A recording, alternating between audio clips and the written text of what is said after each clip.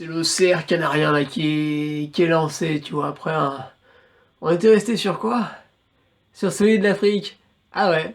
Eh ben, l'Afrique du Sud en décembre, les îles Canaries en février. C'est pas mal, on est sur une bonne dynamique. On est plutôt bien. Par respect pour tous ceux qui souffrent, les gilets jaunes, etc., je n'irai pas à Madère fin avril. Je vais rester dans la modestie, je vais rester chez moi. J'irai pas à Madère fin avril, voilà, c'est promis, j'en fais le serment. Voilà. Alors, passé ce détail, autant ça s'était pas très très bien passé quand même. Hein, l'Afrique du Sud, j'ai été plutôt mauvais, plutôt ridicule, plutôt nul, hein, faut le dire.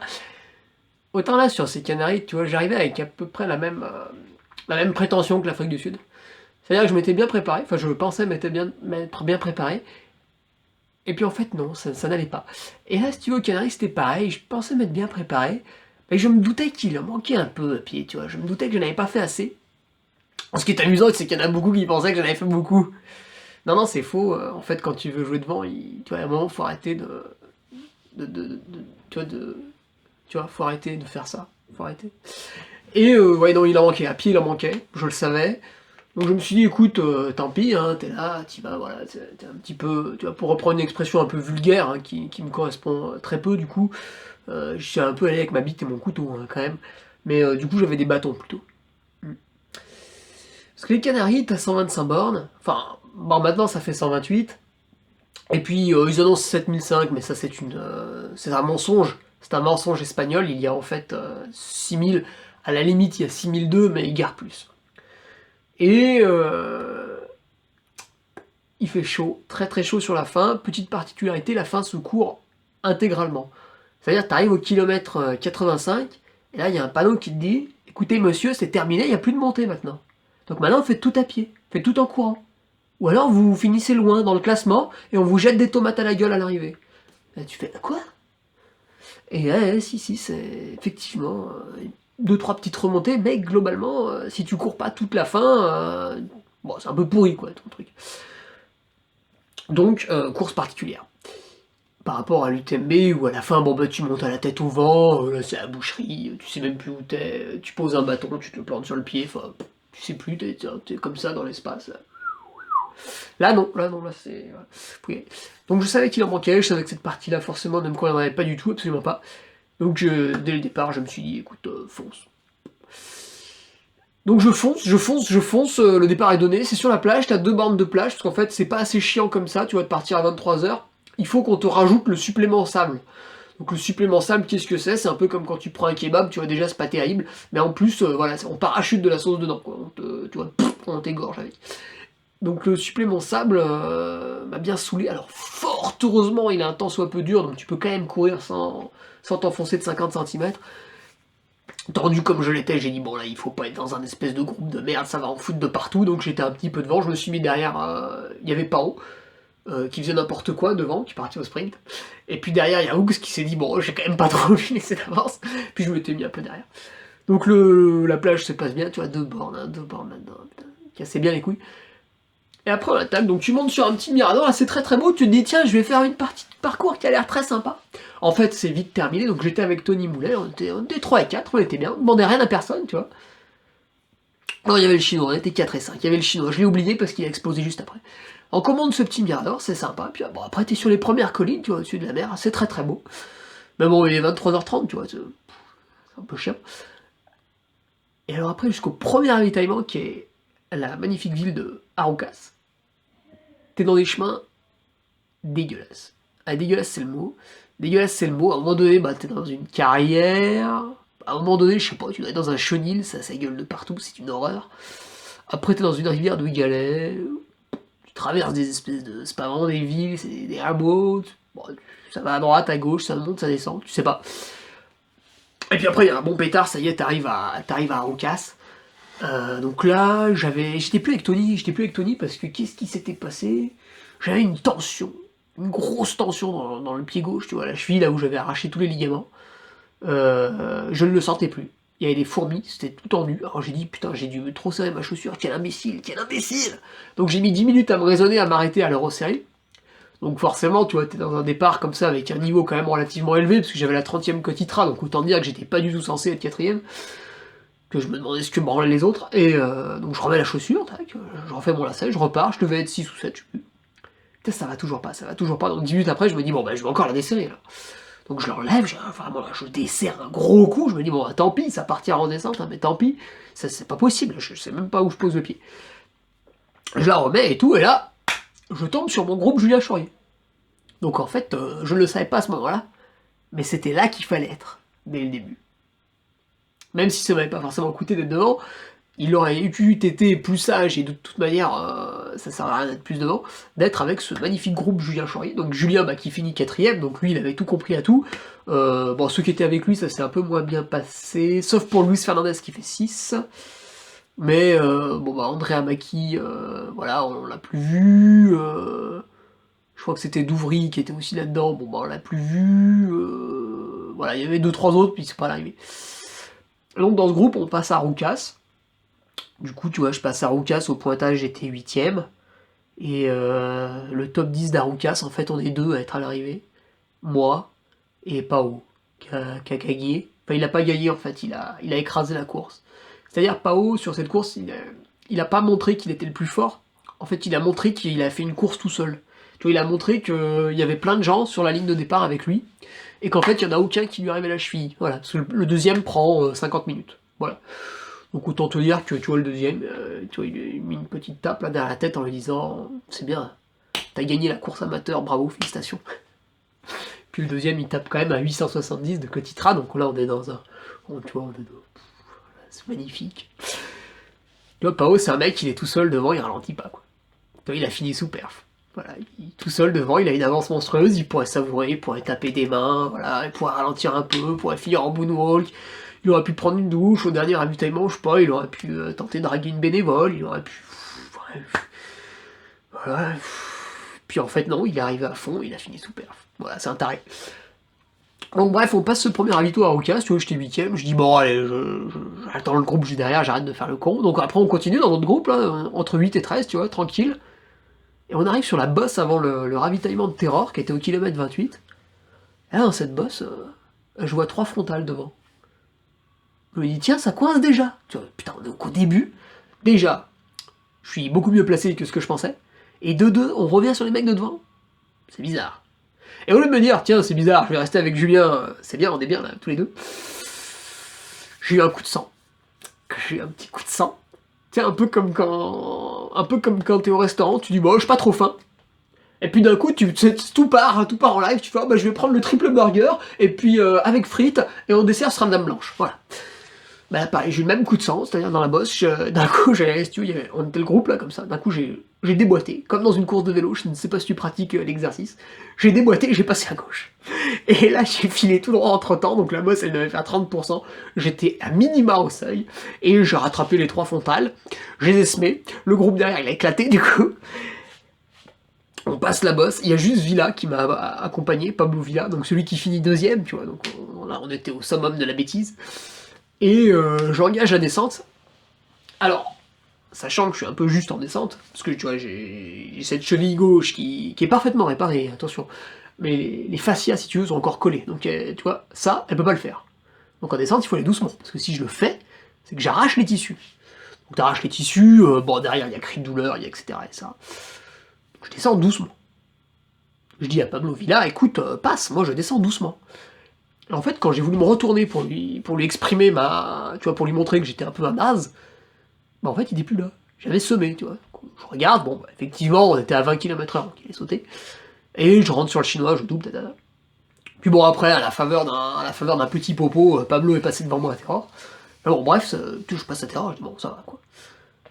Puis je me dis, bon, on est quand même au kilomètre 30, allez, je freine un petit coup. Et je vois derrière, bon, j'avais Julien, puis 2 autres.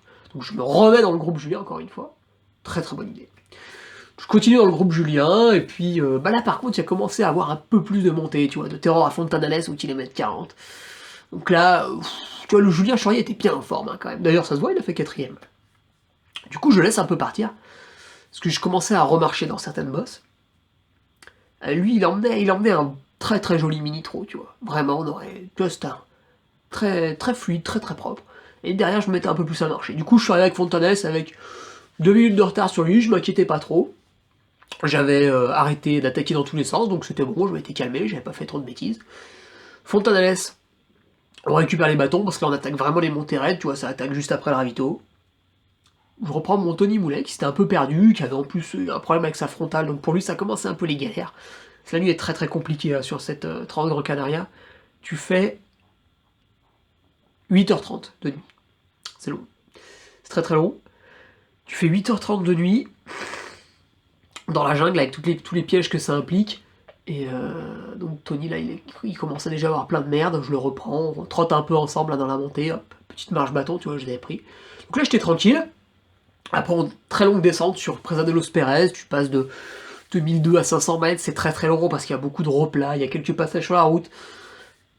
Ça, c'est une partie qui serait magnifique de jour, mais de nuit, tu vois Podzop, donc bah tant pis. Et là, je me fais reprendre par facilement 4 bonhommes. Bon, en fait, ça devait être simplement le groupe qui était juste derrière, tu vois. Parce que les écarts sont encore faibles, kilomètre 40. C'était Van der Zoon, qui finit 5. Eugenio, je sais plus quoi, qui finit 7, je crois. Et Sebas Sanchez, qui finit 9. C'est ces trois-là qui m'ont repris principalement. Après la descente, je me dis, bon, attendez les gars, là maintenant, on a passé le kilomètre 48. Là maintenant, on va de 500 mètres à 1400 mètres. C'est chez moi, c'est la montagne, j'ai les bâtons, je vous encule. En fait, je les ai pas enculés, parce que déjà j'aime pas ça, et en fait la montée était roulante, la salope. Donc au début, il y avait un petit radar, tu vois, ça c'était bien. Là je rattrape, tu vois, je rentre sur le groupe, là, tac. Et je me dis, bon voilà, c'est l'apothéose, je vais les éclater, je vais remonter devant. Et en fait, après c'était hyper plat, fallait trotter, fallait alterner, marche, trop, voilà, ça j'aime pas, c'est chiant. Bon, du coup, j'arrive à Artena. Alors, j'aurais dû arriver à Artena avec Sebas et avec Peter. Problème, à 5 bornes du but, à 5 bornes de ce putain de ravitaillement de la mi-course. Qu'est-ce qui se passe? Qu'est-ce qui se passe? C'est la frontale. C'est la frontale, elle s'éteint. Alors tu te dis, ça fait 6h30 que je l'utilise. Ok, c'est normal. Donc je prends ma batterie de rechange dans le sac. Je la sors de son sac plastique, tu vois. Fier comme un pape. Je la change dans le noir, tout bien. Je revisse. J'appuie sur le bouton. Et il se passe rien. Et là, il se passe rien. J'appuie, je panique, je commence à paniquer, je fais merde. Et en fait, elle s'était déchargée je l'avais mise dans un sopalin, dans un sachet plastique. Donc ne le faites jamais, ça se décharge. Donc là, je me dis, bon bah t'es baisé, tu vas faire 5 bornes de nuit, ce qui est quasiment impossible. Donc il faudra suivre un mec, c'est chiant. Et éclair Jenny, je remets l'ancienne batterie en la mettant au niveau minimum. Alors du coup, tu vois quand même pas grand chose. Mais c'est mieux que rien. Donc j'ai fait les 5 bornes comme ça, donc bah évidemment, Sébastien et Peter, tu penses bien, avec un phare, ils m'ont semé comme pas possible. De toute façon, ils m'avaient déjà semé quand j'étais en train de la changer, donc... Et j'arrive à Artenara, alors pareil, j'arrive à Artenara, tout se passait bien. Et ben non, je perds encore de place. Parce qu'arrivé à Artenara, il fallait prendre à droite pour plonger sur le village, et moi je file tout droit sur une piste forestière. C'est une fois arrivé 2 lacets plus bas que je me dis, tiens, c'est bizarre, on va quand même pas du tout dans la bonne direction. Parce que vu qu'il faisait nuit, tu voyais les lumières du village à droite, puis toi tu vas à gauche, tu dis, c'est quand même suspect. Tu regardes le kilométrage, tu dis, oh, j'aurais dû arriver, c'est louche. Je remonte, et là je tombe sur le mec qui fait 10, là, vinaigre, je sais plus, ça m'a fait rire toute la course. Et il me dit, non, mais ça doit être par là. Donc on redescend, abruti. Et bon, bah après je lui dis, non, mais c'est pas là. Donc on remonte, et effectivement, sur un petit portail, il y avait une flèche qui indiquait d'aller à droite. Sauf que la salope, avec le vent, elle avait tourné, elle allait tout droit.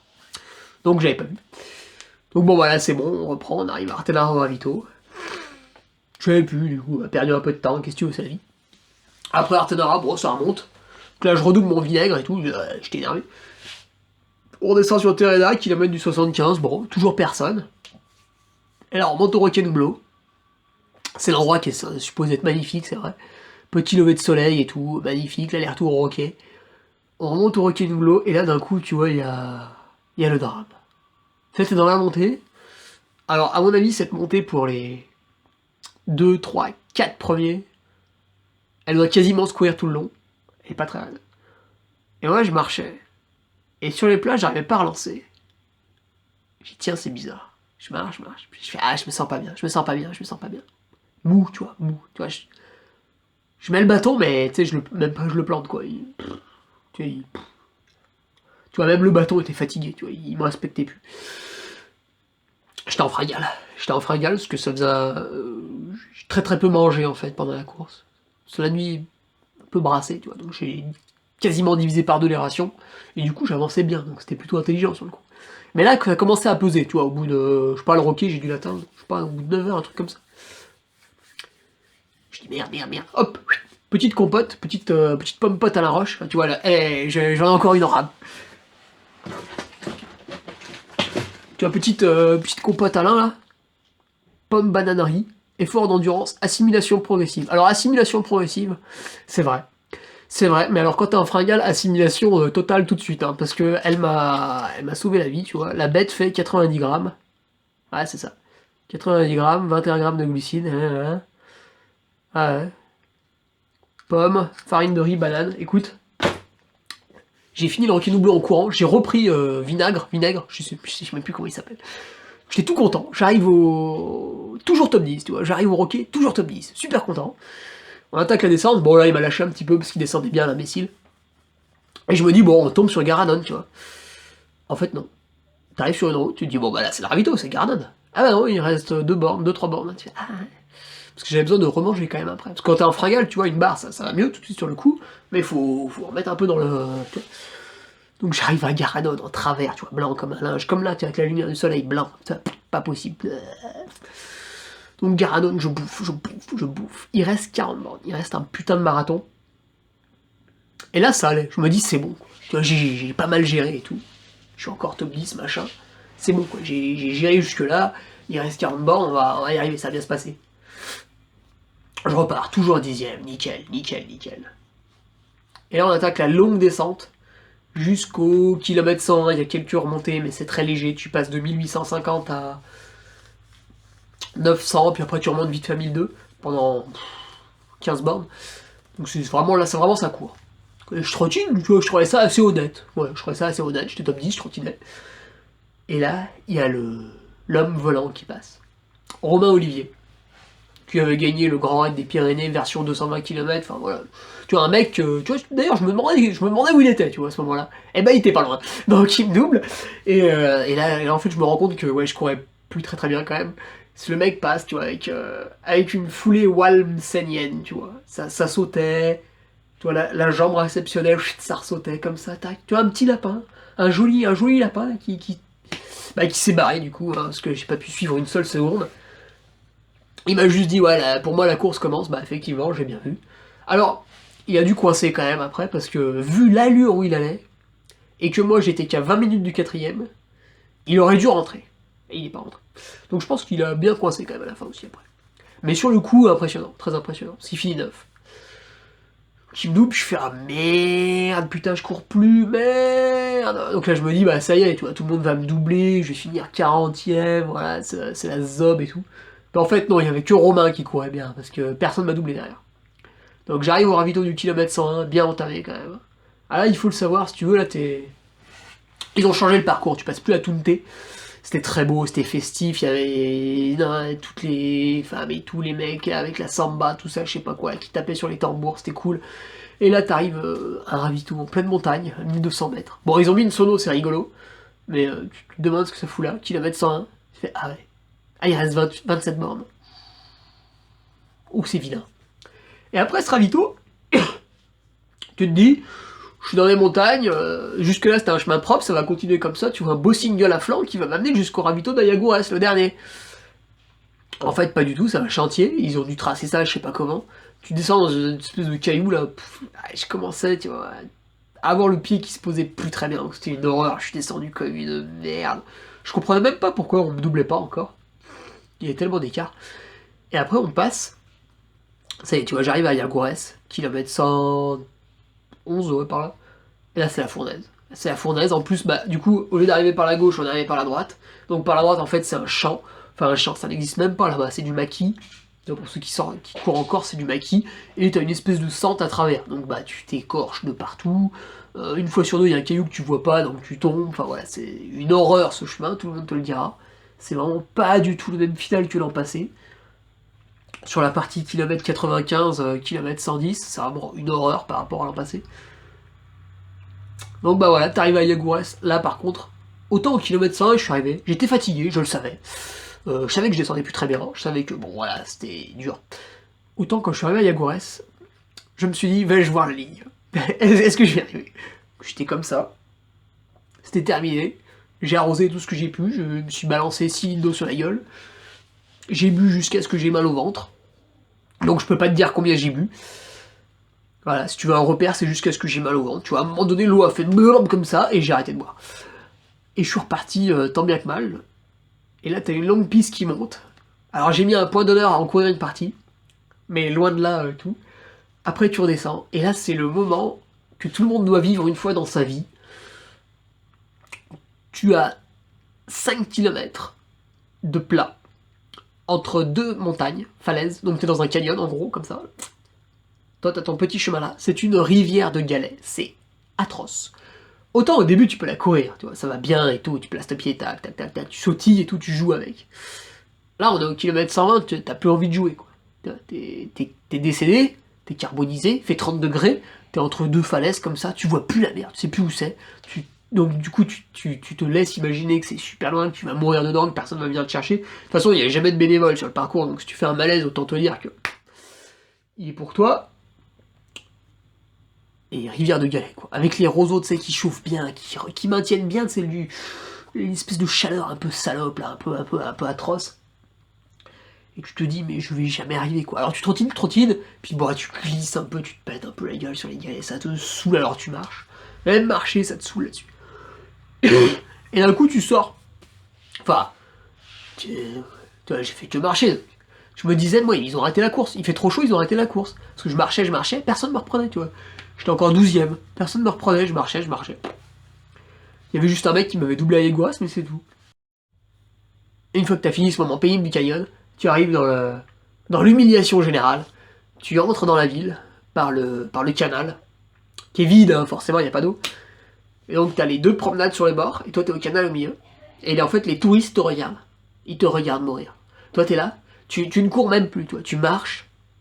De temps en temps, tu fais un mini-trou qui est dégueulasse. Même le meilleur, il a dû faire 12,5 sur cette partie, donc bon, même lui, ça devait pas être très impressionnant quand il passait. Même moi, j'étais à 7-8 km/h, donc c'était encore moins impressionnant. Et les gens te jugent, tu vois. Tu le sens dans leur regard. À un moment donné, ils te font sortir juste pour prendre le ravito, et ils te font re-rentrer dans le canal, et tu fais le canal. Voilà, 3 bornes, c'est génial, c'est l'humiliation. Et puis après, bah, t'as l'arrivée, que j'ai faite en marchant sur une piste cyclable. Et puis là, bah écoute, enfin, il y a un groupe de 3 qui m'a rattrapé. Ça, je l'ai vu à 20 mètres de la ligne. En fait, je l'ai vu quand il y a un mec qui m'a doublé. Je pensais que c'était le premier du 63 km. Et en fait, non, c'était un gars qui me doublait comme ça, sans respect. Et du coup, après, je fais merde. Donc, j'ai juste trottiné histoire que les deux autres me fassent pas le même coup. Et donc, bah voilà, 13ème. 13ème, plutôt satisfait, parce que à Yagourès, je pensais vraiment que j'allais y rester, que j'allais crever là-dedans. Grosse chaleur, 30 degrés, pas facile. Étant donné que j'avais la 28 ou 29e cote au ITRA au départ, je me souviens plus. Hein.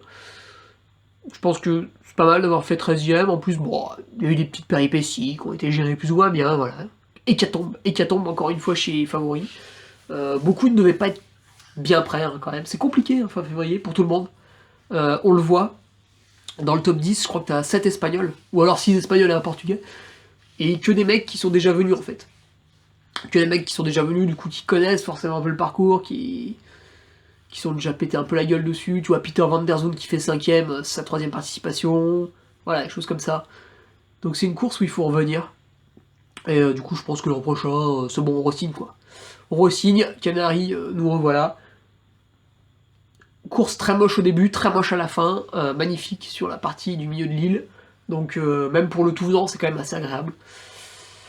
Et voilà, enfin une bonne nuit de passée. Enfin une bonne nuit de passée grâce à ma super gestion du sommeil, qui était à retrouver en podcast mercredi dernier.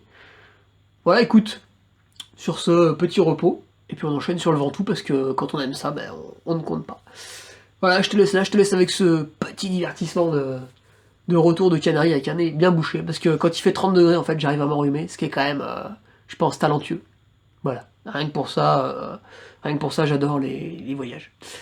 Allez, sur ce, à bientôt.